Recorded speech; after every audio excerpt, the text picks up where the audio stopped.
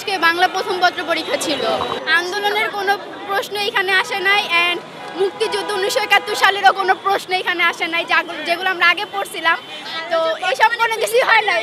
হ্যাঁ, ফিলিস্তিনেরটা জিনিসটা আসছে, ফিলিস্তিন আর হচ্ছে ওই ঘটনাটা আর কি একটা সৃজনশীল আসছে, তাছাড়া আর কোনো সৃজনশীল আসে নাই। বাড়তি এক মাস যে সময় পাইছে, ওই সময়টা তো আসলে হচ্ছে পড়া হইলেও ওরকমভাবে পড়া হয় না। রোজার মাস যেহেতু ছিল, আনন্দ যেহেতু হচ্ছে ঈদ ছিল, ওরকম আর কি সময় পাওয়া হয় নাই। বাট তারপর আলহামদুলিল্লাহ ভালোই হয়েছে পরীক্ষা, কিন্তু একটু কঠিন হয়ে গেছে। আমাদের প্রিপারেশন ভালোই ছিল, বাট হচ্ছে আগের যে হচ্ছে বোর্ডগুলো ছিল, বোর্ড প্রশ্নগুলো ওরকম যদি হচ্ছে প্রশ্নগুলো আসতো তাহলে অনেকটা ভালো ছিল। অনেকটা হার্ড করে ফেলছে প্রশ্ন, আর এমনিও ভালো হয়েছে পরীক্ষা, বাট আগের যে প্রশ্নগুলো ছিল আমার কাছে ওগুলো বেশি সহজ মনে হয়েছে। এখন অনেক টাইম রোজার মধ্যে ছিল, রোজার মধ্যে হচ্ছে এতটাও পড়াশোনা হয় নাই, বাট তারপরও ছয়টা টাচ করে বাকি সবগুলা মানে প্রশ্ন লিখতে পারছি আর কি।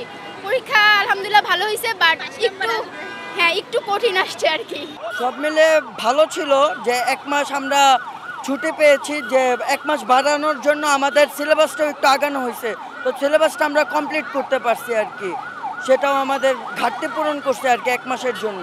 পরীক্ষার হলে মোটামুটি যেরকম দেওয়ার সেরকমই ওরা দিছে, ওরা এত বেশি গার্ড দেয়নি। আজকে হচ্ছে বাংলা ফার্স্ট ছিল।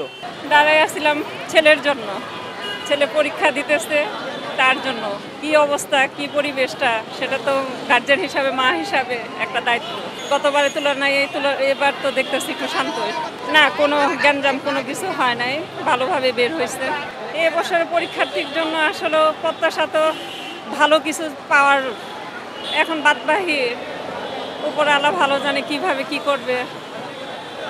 এখন সরকার ভালো বুঝবে এদের পরিবেশটা বাদবাকিটা কিভাবে রাখবে।